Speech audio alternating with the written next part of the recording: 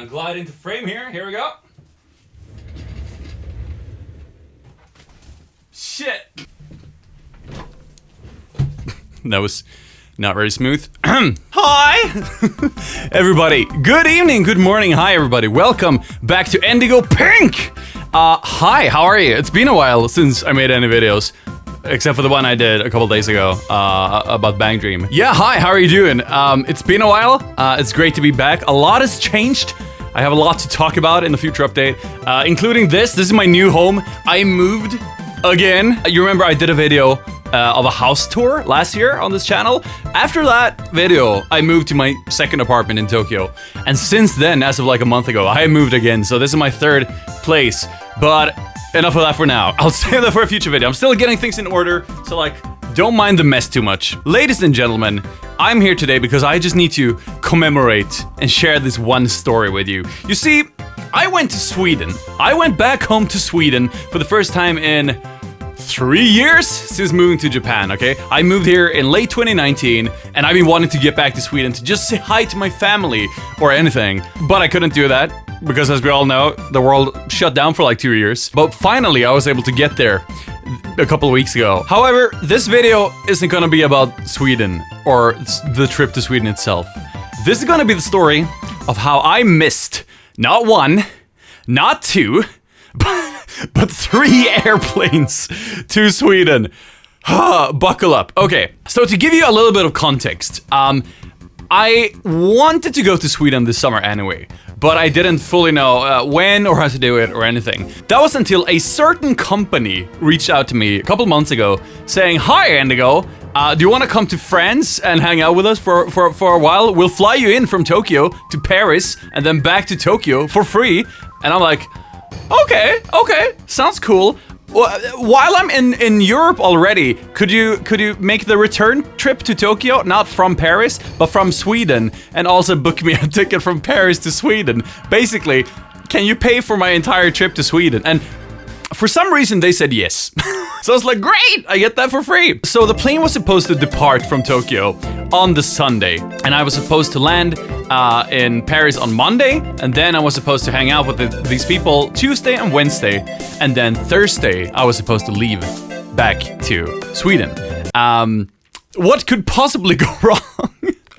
Things happened on the Sunday, and I'm gonna skip some detail here in the beginning because it's kind of personal, but for reasons, I got delayed to the airport. Usually, you know, I like to be at the airport 3 hours, 4 hours, 5 hours before my plans depart. Not this time. I end up like leaving my home like a little over 2 hours before the plane departs, which I live in central Tokyo. The airport is like an hour and a half from central Tokyo. So I was like, so I end up getting an Uber from my house and like, step on it. I need to be on an airplane in 2 hours. And he like drives, God bless this Uber driver. He drives like none of our lives mattered very much.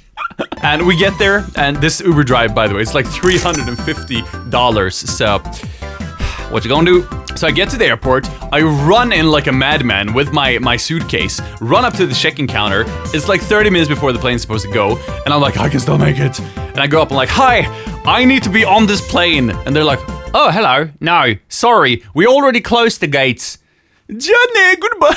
And I like break down in panic. I'm like, oh no. I see my life flashing by, all my choices. I see me not going to Europe, having to explain to my parents that I'm not coming, having to explain to the company that I'm not coming with the ticket that they paid for. And I'm like, what do I do? So I sit there for like 10 minutes, and then it hits me like I can just go online and see if there are any more planes today later, because it's like early afternoon at this point. And fortunately, 10 p.m. that night, there's supposed to be another flight to Paris, which I'm like, yes.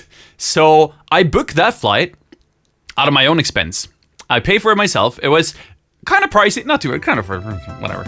I booked the flight, and I sit there for like 5 hours, and I wait. And I wait. And eventually, it's 2 hours until boarding time. So I go down to the counter for the 10 p.m. flight, and I go there, and I'm like, hi, I need to get on this plane. Yo. And they're like, cool. Do you have your negative PCR test with you? I'm like, oh, you need those? Because you don't need them for Sweden. You don't need any PCR test to go into Sweden, which is the info I knew. And here's the thing. Sure, it was kind of on me to not having looked that up for Paris, but you must know, I got this info sheet with every single detail I might necessarily maybe need to know from this company. No mentions of that. No mentions of PCR tests. They talked about being vaccinated, about masks, nothing about PCR tests. Which, I don't want to point fingers, but I didn't feel like I was... I felt like I was the victim, you know what I mean? So I'm like, okay, so what I do? They're like, there's no can do. We don't have time for a PCR test. You're not getting on this plane either. Goodbye. So right now I'm feeling kind of despair. So I kind of lounge down from the airport. I get a beer on the way inside the airport, like, and I'm like, oh, what do I do now? I guess I'll go home. So I go all the way back home with a Narita Express with my suitcase back to my apartment in Tokyo, and I sleep. And I'm like, oh, what do I do now? So I'm like, hey, company, sorry, this didn't work out. But I wake up early the next morning. I'm like, you know what? I'm gonna try again. So back to the airport I go. And on the way to the airport day 2, I look up planes. And again, I find that the same 10 p.m. plane is still going the next day too. So I messaged the company saying, hi, I didn't get on the 10 p.m. that I paid for. There is another 10 p.m. tonight. I can't really expend another flight. Do you want to pay for another flight for me? And I sit there and I wait. And the thing is, the PCR test takes 2 hours. So I need to be checking in 2 hours before the flight goes, which is 8 p.m. Meaning that I need to have the PCR result by 8 p.m. So I need to get the PCR test done by 6 p.m. So I get to the airport around lunch and I'm like, hi, I'm just gonna wait for the company to respond, see if they booked the plane or not. And they're like, yeah, we're gonna book the plane. We'll be back soon. I'm like, cool, they're paying for another flight. Sick. And it's like 1 p.m. and it's 2 p.m. and it's 4 p.m. and it's 5 p.m. And when it's like 5:30, I'm getting really sweaty because I haven't heard back from them. I'm like, hi, I sent them an email. I'm like, hi, I need to get the PCR test now if I'm gonna be able to get on this flight. Should I get it? Are you doing this? Is it happening? And the thing is, the PCR test is like $300. So I'm like, if I'm not getting on, I don't want to waste another $300 after the $1,200 flight that I missed, plus the $350 Uber drive the day before. I'm like, I'm already like $1,500 in for nothing. Can you please not have me do a $300 PCR test? And they don't respond. So when it's like 5 minutes before 6, I'm like, I can still make the PCR test now. I go on and I check flights, and the 10 p.m. flight is fully booked. It's fully booked. It's sold out. So I'm like, hi, you didn't respond. The plane is full. I'm assuming you didn't get a ticket. I'm gonna go home again. There is a 10 p.m. tomorrow. I checked. You can book me that one if you want to, I guess. Bye-bye. So I go home again. Day 3, I wake up bright and early and I'm like, I'm heading to the airport again. So I end up at Narita Airport again and I'm like, hi, 10 p.m. is it happening? And thank God, on the way to the airport, they reply saying, hey, yes, 10 p.m. is happening tonight. Here's the ticket. Get the PCR test. So I'm at the airport. I get my ticket for the 10 p.m. day 3. Now plane number 4. And I go, I get the PCR test, and I sit there and I wait. And hours go by, and it's approaching the evening, and I get a call from the PCR center, like, hey, your test is done. And I go there, and it's negative. Thank God. Something going my way. So eventually, I head down, I bring my bags, they ask for my PCR test, I show my ticket, and they let me in. And listen, my first flight that I was supposed to go with was Sunday, okay? Second day was Monday. It's now Tuesday evening. Remember, the event I was going to was happening Tuesday and Wednesday in France. And then Thursday, I was supposed to leave France to go back to Sweden. It's currently 10 p.m. Tuesday night. I'm gonna be landing Wednesday afternoon, same hour that the event is ending for the final day. And I'm like, oh well, so I don't know. I guess I'll have to do it. So I go there. It's a 20-hour flight, by the way, because all the flights are so delayed now because you can't fly over Russia. So the flight takes me 20 hours. I get to Paris at around 3 p.m. or something. I get in a taxi, go straight to the event. I say hi to everybody. I hang out for like 50 minutes, and then they're like, goodbye, everybody.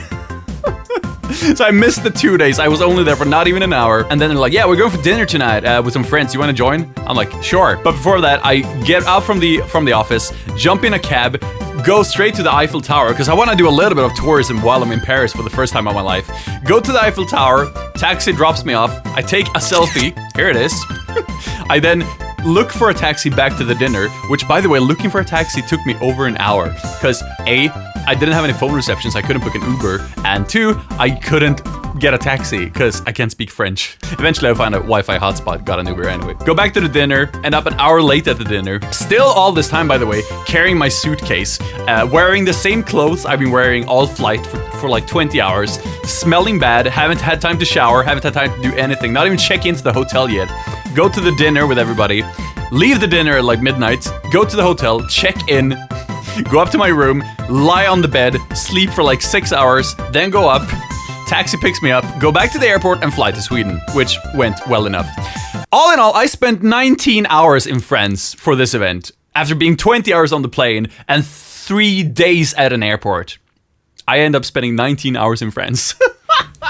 And this poor company, they pay for so many tickets, I feel so bad. They didn't get the money's worth from me, let me tell you that much. But eventually I get to Sweden, I stay there for a couple of weeks, and then I fly back to Tokyo, and everything else went well. But let this be a lesson. If you're traveling, especially now, look up PCR test requirements, be on time, and just, I don't know. I just want to save this story here on the internet, because this is like one of those legendary crappy moments of my life that will always live with me. So I just want to share this with you. Now, if you enjoyed this story, leave a thumbs up, leave a comment down below, tell me, have you ever missed a flight or done anything equally stupid? And yeah, guys, let me just say, it's great to be back here. I know there's been a drought of videos, but this is it. This is the official comeback. You don't have to take my word for it, just watch the content flow. And yeah, look forward to much more stuff coming soon. This is gonna be a really fun rest of the year. I have so much planned. And finally, everything is in order with the house and the gear and everything. So stay tuned for more stuff. Don't forget to check me out on my main channel, Endigo. Although I'm assuming all of you are already subscribed to there, unless you found this channel first, in which case, hi. I have another channel. Check that one out too. Thanks so much for watching. Until next time, peace!